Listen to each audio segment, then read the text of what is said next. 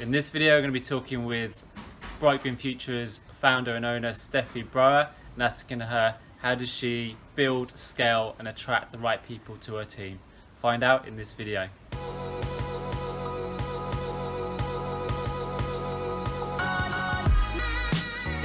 Okay, mine from Bright Green Futures. I'm here with Steffie, and Steffie today wants to talk about teams. So Steffie, maybe you can tell people a little bit about Bright Green Futures team. Who have you got and why are they with you? Yeah, it's one of my favourite topics actually. Thanks, Martin. We've got you, obviously.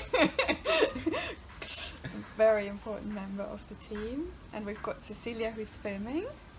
We've got Latch. We've got Pablo. And now we've also got Laura. But I think what I loved about, I worked for a long time. I did it all on my own, and that was actually a big mistake. And I just got this advice that, you know, organizations work much better once you start working in a team of at least 3. And incredibly, as soon as I realized that Martin and Laj were already knocking on the door and wanted to join in, and we'd already been working a little bit together, but it's been so amazing to work in a team, and we work very fluidly. So we try out different things, we realize who's good at what, and then we continuously reshuffle and calibrate. And the other thing is that with Bright Green Futures, like, we have never had a recruitment round. People just come because they love the vision of the company and what we want to do. Would you say that's true? Yeah, absolutely, yeah. And it's not about, you know, it's not about the salaries. That people, you know, everybody who's here has just come because they want to serve the vision, and then vice versa. Of course, we also want to serve everyone, and it's such a beautiful way when you're not working on the basis of how can I get most out of this, but everybody's giving and everybody's looking after everyone, and it's very unusual in the construction industry. And we try to bring that also in the way we work with contractors. For example, here in the courtyard, we had our friend Will, you know, came up and wanted to build a company to build it, but he'd only ever done extensions and kitchens and bathrooms. But we knew, like, he had so much passion, and that for me is the core to delivering a great project. And actually I've never regretted making that decision on that basis, and of course we really helped him to be springboard, and him and his company, they did a great job at building the courtyard. So yeah, it's beautiful, and in that way everyone in the team can also grow into their strengths, gifts and talents, and into their roles, and we're always looking for opportunities. So Pablo, for example, joined us as a volunteer, and now we managed to get him a scholarship to do a PhD, and the PhD is really around creating a market for eco-self-built communities. So it's very useful for the company as well as for Pablo and the wider research community. Great. So you talked about fluid, Steffie. So I know what that looks like, but maybe for someone watching this video, it sounds like a nice word, but like maybe how does that look like in every day or week to week or month to month, being, you know, a Bright Green Futures team? You know, how do we work in a fluid way? What are some of the things that we do which might be different to a normal organisation, or what are the ways in which we sort of communicate and get work done? Well, it's an interesting question because I just kind of work in that way, I think, without thinking about it. So actually I would throw the question back at you. Because you've worked in many more organisations before, haven't you? Sure. So what difference do you see?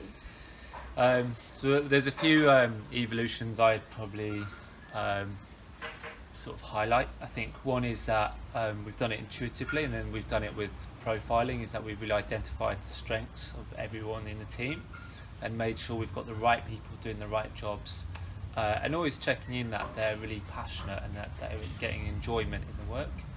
I think that's a very simple thing to implement, but often, you know, a job is just a very fixed set description, you know, and it doesn't have so much flexibility.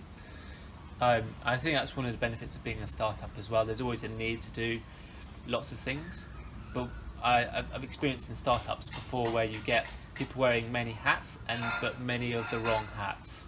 And I think what we do quite well is many hats, but many of the right hats, which is really powerful and, you know, super supportive as well. And what I love, which is actually about us, our character, is nobody's, you know, trying to be someone. It's there's a lot of humility and a real respect to let everyone flourish in their own strengths and not to hold on to power. Yeah. And I think that's very, you know, very lucky, and feels really precious to work in a team like that. Yeah, I agree. I think we're always looking for people to lead on whatever they're doing, which is really important. And also, just to say, I really find in Bright Being Future there's a real culture of generosity within how we are as a team, generosity, how we reward each other, how we reward our clients, how we communicate to people. When our suppliers, our generosity with them, and I think that creates a culture where people want to participate and contribute more and more. Yeah, like we draw other people in. And actually you're really good at also within that, you know, there's a side of letting people to take leadership, but also the encouragement, you know, that we hold people accountable as well. You know, you're taking this on, are you going to really see this through? Which is amazing when you pass some work on to someone. I had the problem before. I found it really difficult to delegate because I was like, oh, nobody can do it as well as I can. And, you know, learning that and being able to step into that role myself and then holding others accountable and finding people who will just run with that just makes everything so much easier. And then, like, you know, what I find now is there's some things I'm good at and there's loads of things other people are much better at. And so you become so much better working as a team in that way, and it's much more fun as well. Great. So I'm going to give you 2 more questions for this video. So the first one is from the perspective of you are a freelancer or you want to set up your own business. You talked about earlier about struggling on your own for a long time, and then the sort of learning that, you know, 3 heads made such a difference, that better than one. What advice would you give to someone who's in that position where they're struggling as maybe working on their own as a freelance or a sole trader, and they want to scale and don't know how to do it, or, you know, a partnership and they need to find that third person? How does someone go about and attract the right people so it works?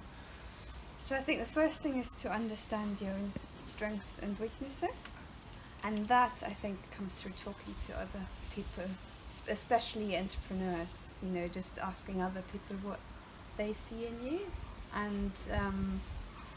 And also, I mean, I have also done entrepreneurial courses which have been really supportive, and I read quite a lot of books now, you know, sort of business books, people who give, that's really helpful. And then find someone who's complementary to you and make sure that you really like hanging out with them. It's a good ingredient. Yeah. And I think the other thing is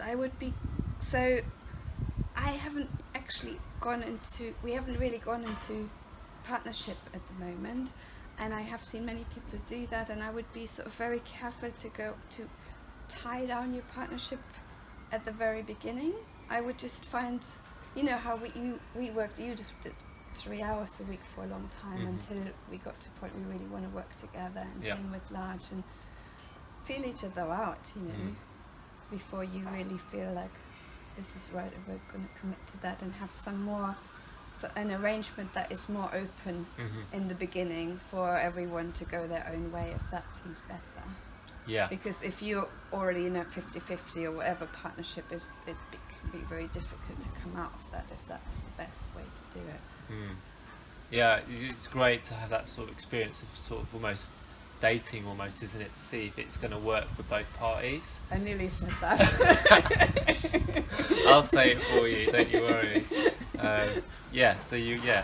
But I won't go into the other metaphors of first base and second base for you. So, but, you know, compared to when you go out and, you know, you get, say, a full-time job and you get like, okay, you know, even in interview stage where you can see yourself in 5 years, there's such a heavy load on the upfront commitment, and yet both parties don't really know each other, and there's a lot of guesswork in that.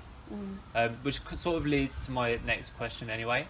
So imagine, so different scenario, you're someone who works in a full-time job or part-time job, and you want to work for a different type of company, you know, whether it be, you know, Bright Green Futures or a social enterprise or just a different company culture, something where you know there's, you know, maybe a more entrepreneurial or more relaxed, or, you know, sort of the Google ideal look, you know, of what you know, a funky business looks like. How does someone make that transition? What advice would you give for someone to approach a company like yours? Oh, that's a brilliant question. I would say just jump. And I mean, it took me a long time, you know, partly because I'm a parent, I'm financially responsible for my children, and, you know, I had a safe job, and it wasn't the way I was brought up, you know, to actually do that. And so, I mean, it was great. With my company, I could negotiate unpaid leave, so I had the option to go back. So if you have an option like that, of course, make use of it. But also, like, for me, it was just brilliant. You know, I would never go back to being employed. I would always want to do my own thing or work in partnership with people. And, you know, if you're a young person, you've got nothing to lose. You know, you might not have a lot of money for some time, but you can be creative with that as well. And if you've got a good idea, you know, wait until you've got a good idea and you've got a good business plan. Maybe, you know, do a little bit of work alongside your job. If you don't have so much time because you've got other commitments like children, maybe go part-time and sort of transition slowly.